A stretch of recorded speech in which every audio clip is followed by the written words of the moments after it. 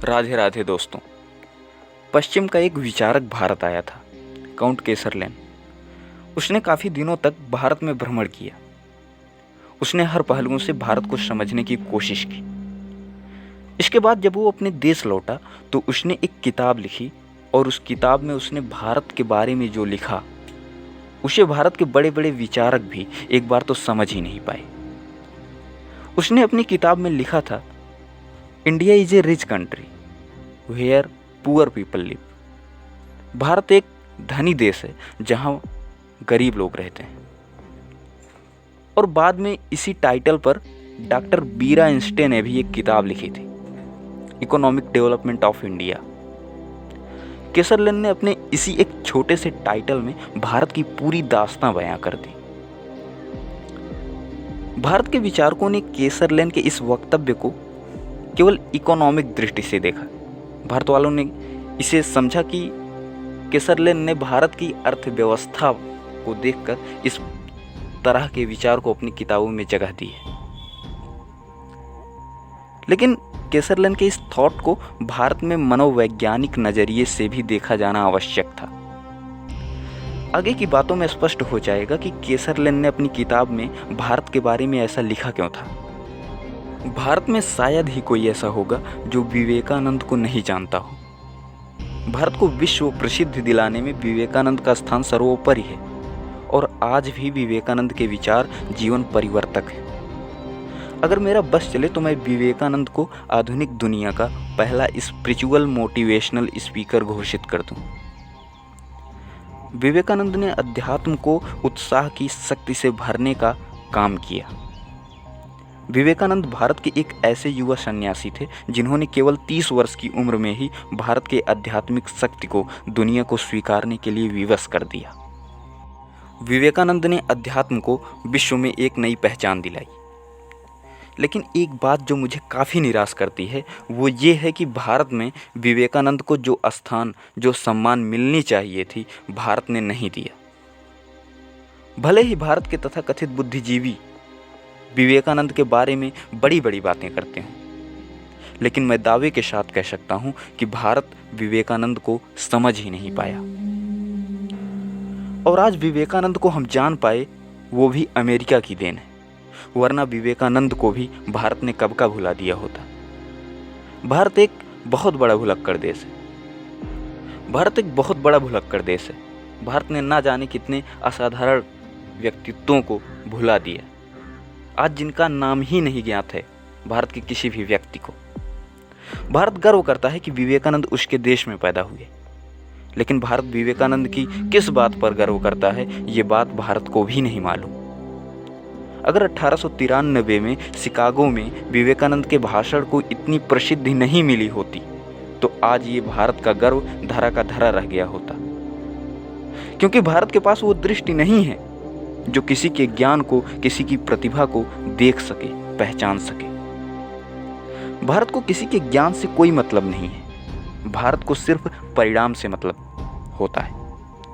और यही वजह है कि भारत में जीनियस को सम्मानित नहीं किया जाता, भारत में टॉपर्स सम्मानित होते हैं। भारत आज भी कोई ऐसी व्यवस्था निर्मित नहीं कर सका है जिसके आधार पर वो जीनियस छात्रों को पहचान सके। और यही वजह है कि भारत आज भी किसी के टैलेंट की पहचान उसके अंकों से ही कर रहा है। विवेकानंद ने अमेरिका में 1893 में केवल एक भाषण दिया और वो इतना ज़्यादा प्रभावी हुआ कि उसने हर अमेरिकी बुद्धिजीवियों, नेताओं, दार्शनिकों, यहाँ तक कि हर धर्म के धर्मगुरुओं तक को प्रभावित कर दिया। और यही उस भाषण के विश्व प्रसिद्ध होने का कारण भी था। लेकिन विवेकानंद ने भारत में ना जाने कितने व्याख्यान दिए होंगे, लेकिन भारत में दिया गया उनका एक भी व्याख्यान उस स्तर पर नहीं पहुंच सका। अब आप खुद विचार कीजिए, विवेकानंद ने अमेरिका में अपने केवल एक भाषण से लोगों का दिल जीत लिया, बड़े बड़े विचारकों को, धर्मगुरुओं को प्रभावित कर दिया। लेकिन विवेकानंद भारत में ना जाने कितने पहले से कितने व्याख्यान दिए, शिकागो के व्याख्यान से भी ज़्यादा गहरे व्याख्यान दिए, लेकिन भारत के लोग विवेकानंद को नहीं पहचान सके। इससे यह साफ हो जाता है कि भारत एक ऐसा देश है जिसके पास वो नज़र ही नहीं है जिससे वो किसी के अंदर की प्रतिभा को देख सके और समझ सके। लेकिन शिकागो के इस भाषण ने विवेकानंद को देखने के भारत के नज़रिए को बदल कर रख दिया। जब विवेकानंद भारत लौटे तो उसके बाद से विवेकानंद को सुनने वालों की संख्या लगातार बढ़ने लगी। उनके अनुयायियों की भीड़ भी बढ़ने लगी। उनके व्याख्यानों में तालियों की गड़गड़ाहटों की आवाज़ भी काफ़ी तेज होने लगी। लेकिन ये सब इसलिए नहीं बदला कि अब विवेकानंद की बातें भारत को समझ आने लगी थी या फिर उन्हें प्रभावित करने लगी थी। इस सब से भारत का कोई भी लेना देना नहीं था। ये सब इसलिए बदला क्योंकि इस युवक की बातें सुनकर अमेरिका ने तालियां बजाई। अमेरिका इस युवक की बात सुनकर प्रभावित हुआ। अगर अमेरिका इस युवक से इतना प्रभावित हुआ तो इसका मतलब इस युवक में कुछ ना कुछ अलग बात तो जरूर है। विवेकानंद के संबंध में भारत और अमेरिका में यही अंतर था कि अमेरिका में विवेकानंद की प्रसिद्धि उनके ज्ञान की वजह से हुई, लेकिन भारत में विवेकानंद को प्रसिद्धि इसलिए मिली क्योंकि उन्हें अमेरिका में बहुत ज़्यादा प्रसिद्धि मिल गई थी।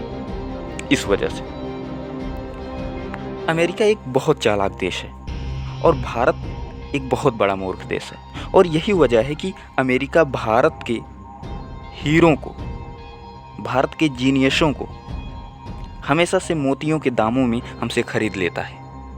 भारत के विश्वविद्यालयों आईआईटीज़ में जो टॉपर्स होते हैं, जो हाई रैंक के लोग होते हैं, वो अमेरिका चले जाते हैं हाई प्लेसमेंट पर। खैर, अमेरिका ने विवेकानंद को जिस दिन सुना उसी दिन अमेरिका ने भारत की बौद्धिक शक्ति को पहचान लिया था, और उसी दिन अमेरिका को ये लग गया था कि भारत के पास विवेकानंद के जैसे ना जाने कितने हीरे हैं जो पूरे विश्व को एक नया पाठ पढ़ा सकते हैं। और उस दिन से उसने कूटनीतिक रूप से और अपनी चालाकी से एक निर्णय लिया कि भारत की प्रतिभाओं को ऊंचे दामों में खरीद कर अमेरिका लाया जाए। भारत के जितने भी वैज्ञानिक, डॉक्टर, इंजीनियर, भारत का कोई भी जीनियस हो, उसे अमेरिका के हर संभव प्रयास से अमेरिका में लाया जाना चाहिए। और इसी का परिणाम है हर वर्ष भारत में ना जाने कितने जीनियस छात्रों को अमेरिका ऊंचे दामों में खरीद ले जाता है, और फिर भी भारत को रत्ती भर शर्म का अनुभव नहीं होता। आइंस्टाइन भले ही जर्मनी में पैदा हुए लेकिन मरे अमेरिका में। अमेरिका का अपना एक नियम है कि विश्व का कोई भी जीनियस हो, उसकी जन्मभूमि कहीं भी हो, इससे कोई मतलब नहीं है, लेकिन उसकी कर्मभूमि अमेरिका होनी चाहिए। अमेरिका के इस एटीट्यूड को जब तक भारत नहीं समझेगा, जब तक भारत अपने हीरों को मोती समझता रहेगा, तब तक दुनिया का हर विचारक भारत के बारे में यही लिखेगा जो केसरलिन ने भारत के बारे में लिखा है। भारत इतिहास से एक धनी देश रहा है, और भारत इतिहास से एक बहुत ही ज़्यादा शक्तिशाली देश की श्रेणी में रहा है। भारत के पास आज भी इतनी शक्ति है कि ये पूरे विश्व को एक नई दिशा दे सकता है। भारत के पास एक ऐसी युवा शक्ति है जो पूरे विश्व में किसी के पास नहीं है। मैंने कहा नहीं, भारत एक भुलक्कड़ देश है, और उसी तरह उसने अपनी शक्ति को भुला दिया है। उसने अपने राजा होने की विचार को भुला दिया है। वह अपने आप को भिखारी समझ रहा है।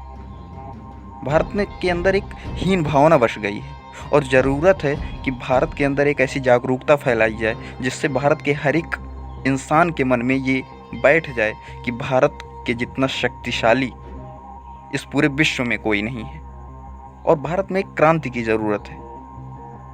और मैं चाहता हूँ कि मेरे इस वीडियो को सुनने वाले किसी और को सुधारने के बारे में ना सोचे, बल्कि अपनी शक्ति को पहचानने की कोशिश करो। अगर भारत का एक एक आदमी अपनी शक्ति को पहचान गया, भारत की शक्ति को पहचान गया, तो भारत को बदलने में जरा सा भी वक्त नहीं लगेगा। जय हिंद, राधे राधे।